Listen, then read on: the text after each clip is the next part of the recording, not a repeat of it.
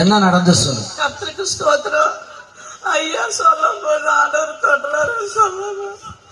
எனக்கு அப்படியே அவனால வானத்துல இருந்து 3 வாட்டி வந்து லெப்டன் கண்ணுல எனக்கு அண்ணன் அப்படியே சகப்பு கலர்ல வந்து அடிச்சுது. அப்படியே 3 வாட்டி என் கண்ணை மூடிக்கிட்டு இருக்கிறான். திறந்துக்கினேன், நேர கண்ணு பாக்குறேன். சோத்திரம்.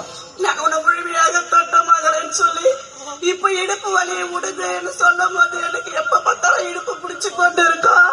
அந்த இடுப்பு வலி கூட என்னை விட்டு விடுதலை ஆகண மாதிரி இருக்குது. கர்த்தருக்கோடான கொடி ஸ்தோத்திரம். ஹல்லேலூயா. அடுத்து வாங்க சீக்கிரம் வாங்கி கொடுங்க மனம். நிறைய பேர் அங்க கீழே விழுந்துட்டீங்க. மன நிறைவாவே இல்லை, எனக்கு ரொம்ப கஷ்டமா இருந்துச்சு. ஆனா இப்ப இந்த ஆராதனை வேலையில ஆண்டவர் அளவில்லாத அக்கினி அபிஷேகத்தினால என்ன நிரூபினாரு. கர்த்தருக்கோடான கொடி சோத கர்த்தன்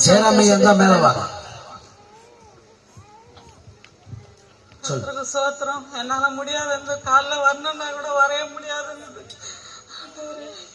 எனக்கு இங்க வந்தா அப்படியே என்ன ஏதோ இந்த துறை கலந்த ஆண்டவரே எனக்கு சொல்ல தெரியலப்பா. சோத்திரம் சோத்திரம். இது மனுஷன் முன்பா என்னை அறிக்கை செய்கிறவன் பரலோகத்தை ஐயா ஐயா ஜபம் பண்ணும் போது ஆண்டவரே அப்படியே மஞ்சா ஒளி மாரி வந்துச்சாண்டவரே. எனக்கு ஆண்டவரே அப்படி இல்லப்பா, என் உடம்பு என்னாண்டு இல்ல. சோத்திரம். அல்லேலூயா. சீக்கிரம் சீக்கிரம், டைம் இல்ல. கர்த்தர் நாமத்துக்கு சோத்திரம். ஐயா பிரேயர் பண்ணும்போது ஒரு பனி மேகமா அப்படியே மேல வந்து இறங்குறது நான் உணர்ந்தேன். சர்ச்சுக்கு வரும்போது அநேக தடைகள் பலவீனங்களோடு வந்தேன். ஏசப்பா நான் சர்ச்சுக்கு போகணும் என்ற ஒரு நம்பிக்கையோடு வந்தேன். கடவுள் கிருபை வந்து இந்த இடத்துக்கு கொண்டு வந்து எல்லா தடைகளை நீக்கி பணிபூர்வமான அவர் பரிசுத்தினால எங்களை பாதுகாத்து வழிநடத்துக்காக நன்றி இருக்கேன். கர்த்தருக்கு ஸ்தோத்திரம். கர்த்தர் பாருங்க, எனக்கு இடுப்பு வலி. எனக்கு கர்த்தர் வல்லமையால எனக்கு தொட்டாரு. கர்த்தர் எனக்கு இந்த இடுப்பு வலி கூட எனக்கு எடுத்து போட்டாரு. கர்த்தருக்கு ஸ்தோத்திரம். கர்த்தருக்கு பரிசுநாம ஸ்தோத்திரம். அடிமையை சாட்சனத்து பரிசுநாம ஸ்தோத்திரம். இன்னைக்கு 2 நாளாவே இந்த கை வலி, அப்புறம் இந்த செஸ்டான வலி, இந்த கால் வலி எனக்கு ரொம்ப பயமாவே இருந்துச்சு. எங்க இந்த ஃபுல்லா வலிக்குது, ஹார்ட் அட்டாக் எதுனா வந்துருமா அப்படின்னு சொல்லிட்டு ரொம்ப பயந்துனே இருந்தேன்.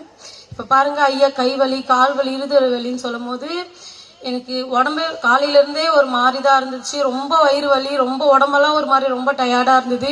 இப்ப அபிஷேகத்துல நிரம்பி நான் கீழே விழுந்ததுக்கு அப்புறம் என் உடம்பே எனக்கு இருக்கிற மாதிரி இருக்கு. கர்த்தருடைய பரிசு நாமத்துக்கு சோத்திரம். அடிமை கூட ஒரு சாட்சியா இருக்காரு. காலை வரும்போதே எனக்கு உடம்பு பலவீனமா இருந்தது. ஆனாலும் வந்து காலை உட்காந்துல இருந்து ஒரு ஆள் எனக்கு தூக்கி விடணும், அப்பதான் எழுந்து நான் நிக்க முடியும்னு இருந்தது.